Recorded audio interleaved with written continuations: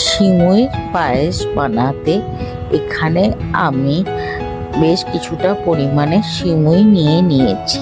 এবারে গ্যাস ওভেনে একটা ফ্রাইং প্যান বসাচ্ছি, তাতে 2 চামচ ঘি গরম করতে দিচ্ছি। ঘিটা গরম হয়ে গেলে পরে সিমুইটাকে হালকা ক্রিমিশ করে ভেজে তুলে রেখে দিচ্ছি একটা প্লেটে। এরপর ওই সেম ফ্রাইং প্যানে আবারও অল্প ঘি অ্যাড করছি এবং কাজুটা প্রথমে রোস্ট করে নামিয়ে নিচ্ছি এবং কিশমিশটাও রোস্ট করে নামিয়ে নিচ্ছি। এবারে একটা কড়াই 1 লিটার দুধ ঢেলে নিচ্ছি।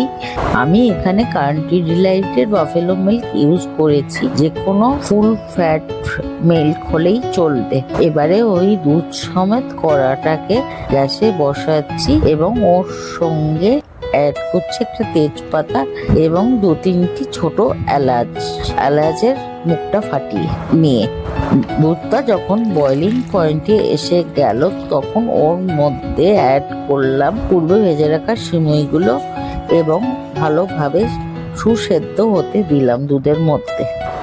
যখন সিমুইগুলো দুধের মধ্যে সেদ্ধ হয়ে গেল তখন ওর মধ্যে অ্যাড করছি 1/4 কাপ চিনি এবং 1 চিমটে নুন এবং হাতা দিয়ে ভালো করে নাড়িয়ে নিচ্ছি চারপাশ থেকে।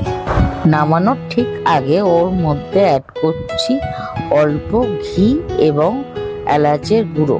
প্রথমে ঠান্ডা হতে দিচ্ছি নর্মাল টেম্পারেচারে, তারপর একটা পাত্রে ট্রান্সফার করে গার্নিশ করছি রোস্টেড ক্যাশু নাটস এবং রেজিনস দিয়ে। 2 ঘন্টা মতন নর্মাল রেফ্রিজারেটরে রেখে এবারে এই ডেজার্টটা সার্ভ করছি।